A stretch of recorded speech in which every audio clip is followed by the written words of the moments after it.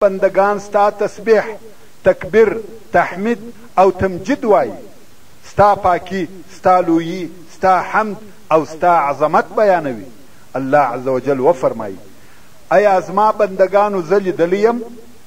ملائکه وای لا والله ما رأوک، یا والله ته نه لیدلی. سبحان الله.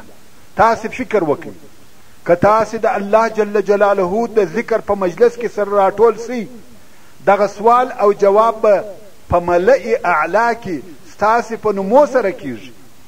ملائکې تاسې پیژني او ستاسې د رب عز وجل په حضور کې به مو یادوي. نو کم وخت چې الله عز وجل پوښتنه وکړي چې آیا دغه زما بندگانو زه لیدلی یم؟ ملائکې وایي یا والله ته نه یې لیدلی. الله عز وجل وفرمایي که زه لیدلی وای څه به کول؟ ملائکې وایي که ته لیدلی وای ستا به ډېر زیات عبادت کولای، ستا مجد، عظمت، حمد او تسبیح به ډېر زیات ویلای، ستا شوق او محبت به ډېر زیات وای. بیا الله عز وجل وفرمایي زما بندگانو زما څخه څه شي طلباوه؟ د څه شي غوښتنه یې کول؟ ملائکې وایي جنت یې غوښتی. الله عز وجل وفرمایي ایا دوی جنت لیدلی دی؟ ملائکې وایي یا رب جنت یې نه دی لیدلی. الله عز وجل وفرمایي که دا جنت لیدلی وای بیا به څه کولای؟ ملائکې وایي که جنت لیدلی وای د هغه به ډېر زیات او شدید طلب کولای او د هغه دپاره به میل او رغبت ډېر زیات وای. د هغه د حاصلولو دپاره به شدید کوششونه کولای.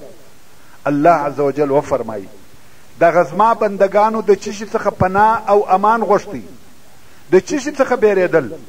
ملائکې وایي یا رب د اور څخه بیرېدل، د اور څخه امان او پناه غوښته.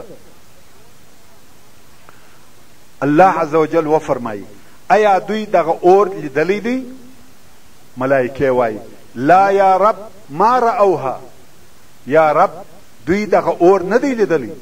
الله عز وجل وفرمایي که دوی دغه اور لیدلی وای بیا به څه کول؟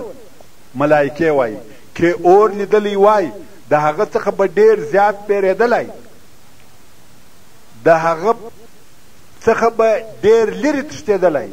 دلته نو الله عز وجل وفرمایي ای زما ملائکو تاسې شاهدانې اوسئ چې ما و دغه ډلې ته عفو او بخښنه کړې ده.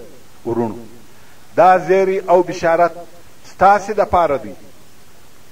الله عز وجل ستاسې په باره کې فرمایي اشهدکم یا ملائکتی انی قد غفرت لهم.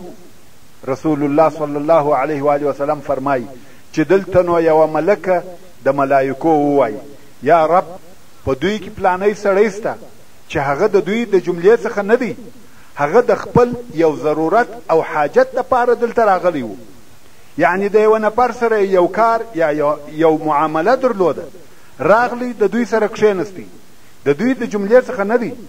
الله تبارک وتعالی وفرمایي هم الجلساء لا یشقى بهم جلیسهم، یعنی دوی داسې قوم دی چې د دوی هم نشینه، د دوی سره ناست سړی د دوی د ملګرتیا په خاطر نه بدبخته کیږي.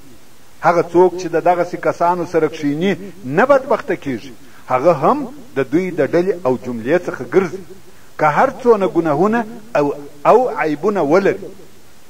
ورونو ما دا خوښه وبلل چې زموږ دغه اوسنۍ سلسله چې د اخلاقو په نامه سره یادیږي په دغه زیري سره شروع کړم، ځکه چې تاسې پوه سئ چې په دغسې مجالسو کې پر تاسې الهي رحمتونه نازلیږي او د الله عز وجل د طرفه عفو او بخښنه درته کیږي. الله جل جلاله و تاسې ته ګوري او د الله عز وجل ملائکې په تاسې او ستاسې د دغسې مجالسو په لیدلو خوشحاله کیږي. دا هغه واقعي عزت او شرف دی. په والله په دنیا کې چې څونه مجلسونه کیږي، څونه ملاقاتونه کیږي، هغه ټوله د دغه څو دقیقو په مثل سره نه دي کم چې تاسې په دغه مجلس او محفل کې تیروي.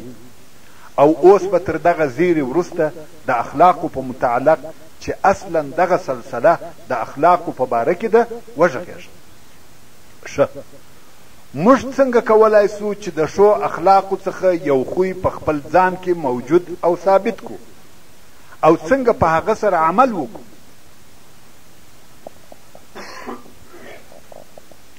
څنګه کولای سو چې دغه اخلاق زموږ په ژوند او سلوک کې همیشنی عادت او خوی وګرځي؟ شاید په شروع کې ډیر خلک دا پوښتنه وکړي چې اخلاق یعنی څه؟ اخلاق و څه ته وایي؟ اخلاق څه قیمت او اهمیت لري؟ د دغو خلقو د جواب په خاطر د مخه تر دې چې د اخلاقی خویو په تفصیل او توضیح شروع وکم، اول به د اخلاقو د اهمیت دپاره، د اخلاقو د پیژندلو دپاره یوه مقدمه بیان کم. دغه مقدمه که یو څه اوږده هم وي خو د فایدې څخه به خالي نه وي. ورونو، د دغه سلسلې د ثبتولو او نشرولو څخه 4 مقصده دي. اول مقصد دا چې د رسول الله صلی الله علیه و آله وسلم د بعثت اول او اساسی مقصد د اخلاقو شوالی دی.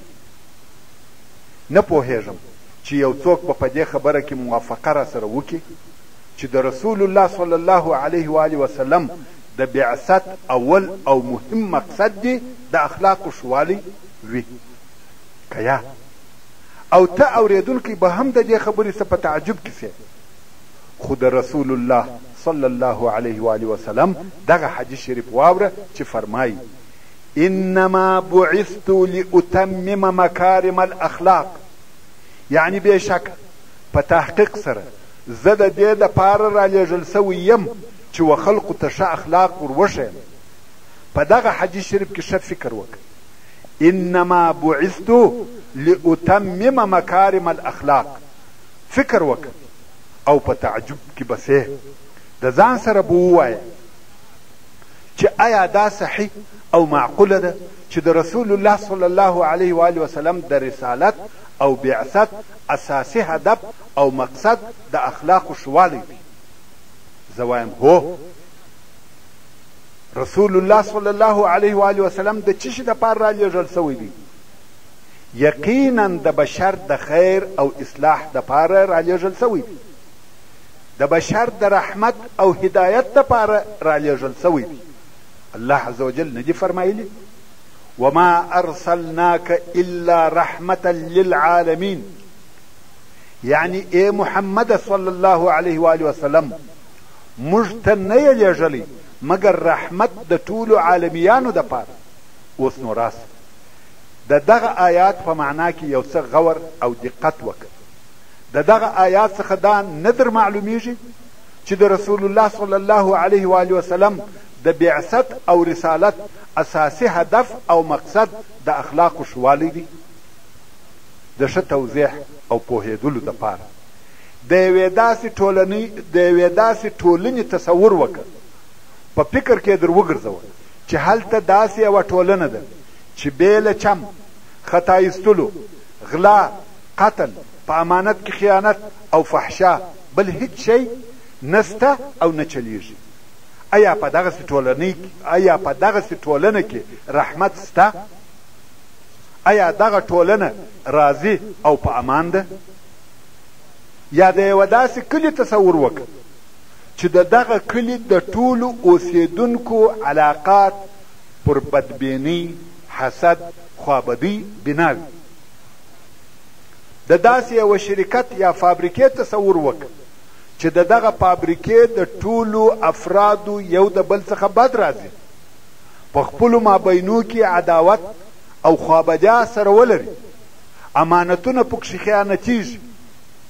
بیا هم د یوې داسې کورنۍ فکر وکړه چې هلته ځانځاني وي، یو پر بل فخر وي، هر یو د ځان په شخصي مصلحت پسې ګرځي، د هر یو د هغه بل څخه بد راځي.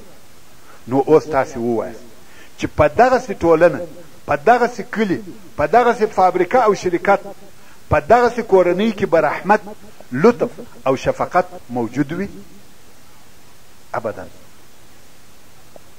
و دغسې ټولنو او کورنیو ته مهربانه ټولنه یا مهربانه کورنۍ ویل کېدلی سي؟ هېڅکله نه. آیا ستاسې دغسې ټولنه او کورنۍ خوښیږي؟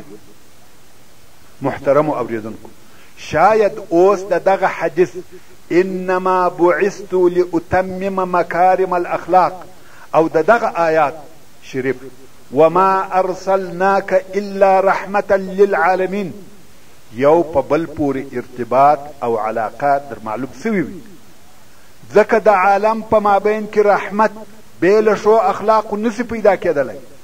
په هیڅ ټولنه کې هدایت نسته، په هیڅ ټولنه کې رحمت او اطمینان